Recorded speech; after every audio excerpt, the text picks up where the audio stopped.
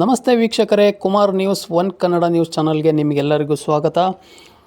ಲೋಕಸಭಾ ಚುನಾವಣೆಗೆ ರಿಸಲ್ಟ್ ಬಂದು ಈಗೇನು ಸರ್ಕಾರ ರಚನೆಯ ಒಂದು ಗುಂಗಿನಲ್ಲಿದ್ದಾರೆ INDA ಕೂಟ ಮತ್ತು NDA ಮೈತ್ರಿಕೂಟ, ನರೇಂದ್ರ ಮೋದಿ ನೇತೃತ್ವದ NDA ಮೈತ್ರಿಕೂಟ.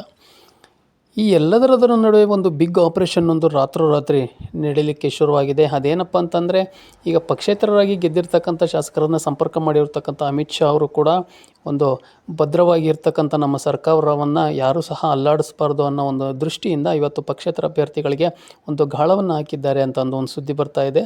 ಆದರೆ ಎಲ್ಲದರ ನಡುವೆ ಇನ್ನೊಂದು ಶಾಕಿಂಗ್ ನ್ಯೂಸನ್ನು ನಾನು ನಿಮಗೆ ಹೇಳಕ್ಕೆ ಬಂದಿದ್ದೀನಿ ವೀಕ್ಷಕರೇ. ಅದೇನಂತ ಅಂದರೆ, ನಮ್ಮ ಚಾನಲ್ನ ಸಬ್ಸ್ಕ್ರೈಬ್ ಮಾಡ್ಕೊಳ್ಳಿ ಮತ್ತು ಬೆಲ್ ಬಟನ್ ಮೇಲೆ ಕ್ಲಿಕ್ ಮಾಡಿ ಅಂತ ಹೇಳ್ತಾ, ಹೌದು ವೀಕ್ಷಕರೇ, NDA ಮೈತ್ರಿಕೂಟದ ಅಂಗವಾಗಿರ್ತಕ್ಕಂಥ ಇವತ್ತು ಮೈತ್ರಿ ಪಕ್ಷಗಳು ಏನು ಚಂದ್ರಬಾಬು ನಾಯ್ಡು ಆಗಿರ್ಬೋದು, TDP ಮತ್ತು ನಿತೀಶ್ ಕುಮಾರ್ ಅವರ JDU ಆಗಿರ್ಬೋದು, ಇವೆಲ್ಲ ಎರಡು ಪಕ್ಷಗಳನ್ನು ಸಹ INDA ಮೈತ್ರಿಕೂಟ ಒಂದು ಸಂಪರ್ಕ ಮಾಡಿದೆ ಅನ್ನೋ ಸುದ್ದಿ ಒಂದು ಕೇಳಿ ಬರ್ತಾ ಇದೆ.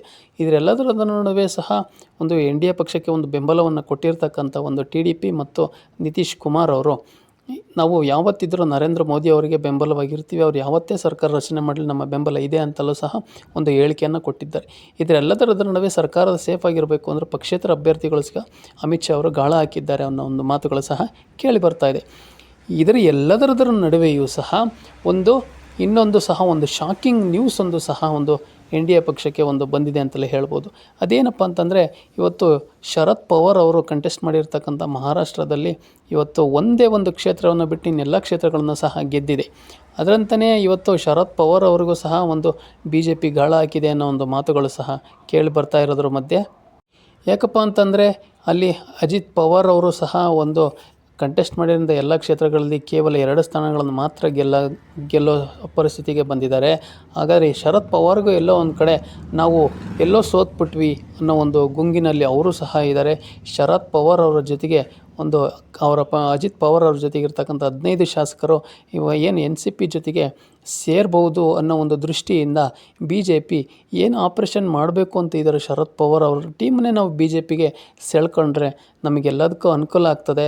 ಮುಂದೆ ಬರ್ತಕ್ಕಂಥ ವಿಧಾನಸಭಾ ಚುನಾವಣೆಯಲ್ಲಿ ಮಹಾರಾಷ್ಟ್ರದಲ್ಲಿ ಒಂದು ದೊಡ್ಡ ಹೊಡೆತ ಬೀಳೋದು ಮುನ್ಸೂಚನೆ ಇರೋದರಿಂದ ನಾವು ಈಗಲಿಂದಲೇ ಎಚ್ಚೆತ್ತುಕೊಂಡು ಶರದ್ ಪವಾರ್ ಅವ್ರನ್ನೇ ನಾವು NDA ಮೈತ್ರಿಕೂಟ ತೆಕ್ಕೆಗೆ ತೆಗೆದುಕೊಂಡ್ರೆ ನಾವು ಮುಂದಿನ ದಿನಗಳಲ್ಲಿ ಮಹಾರಾಷ್ಟ್ರದಲ್ಲಿ ಒಂದು ಒಳ್ಳೆಯ ಸ್ಥಾನಗಳನ್ನು ಗೆಲ್ಬೋದು ಅನ್ನೋ ಒಂದು ದೃಷ್ಟಿಯಿಂದ ಒಂದು BJP ಒಂದು ಪ್ಲ್ಯಾನನ್ನು ನಡೆಸಿದೆ ಅಂತಲೇ ಹೇಳಲಾಗ್ತಾ ಇದೆ.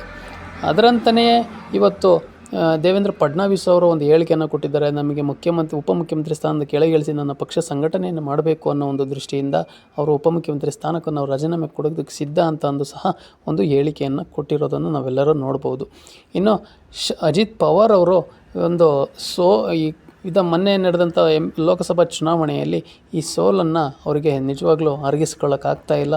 ಎಲ್ಲ ಒಂದು ಕಡೆ ಶರದ್ ಪವಾರ್ ಅವರ ಟೀಮ್ಗೆ ಇವರು ಎಲ್ಲಿ ಸೇರಿಕೊಳ್ತಾರೋ ಆವಾಗ ಮುಂದೆ ನಮ್ಮ ಮಹಾರಾಷ್ಟ್ರದಲ್ಲಿ ನಮ್ಮ ಸರ್ಕಾರ ಅತಂತ್ರ ಸ್ಥಿತಿಗೆ ಬಂದುಬಿಡುತ್ತೋ ಅನ್ನೋ ಒಂದು ದೃಷ್ಟಿಯಿಂದ ಮುಂಚಿತವಾಗಿ ನಾವು ಶರದ್ ಪವಾರ್ ಅವ್ರನ್ನ ಪಕ್ಷದ ತೆಕ್ಕೆಗೆ ತೆಗೆದುಕೊಂಡ್ರೆ ನಮ್ಮ ಮುಂದಿನ ದಿನಗಳಲ್ಲಿ ಇನ್ನೂ ಅನುಕೂಲ ಆಗ್ತದೆ ಅನ್ನೋ ಒಂದು ದೃಷ್ಟಿಯಿಂದ ಇವತ್ತು BJP ಒಂದು ಗಾಳವನ್ನು ಹಾಕಿದೆ ಅಂತಲೇ ಹೇಳ್ಬೋದು ವೀಕ್ಷಕರೇ.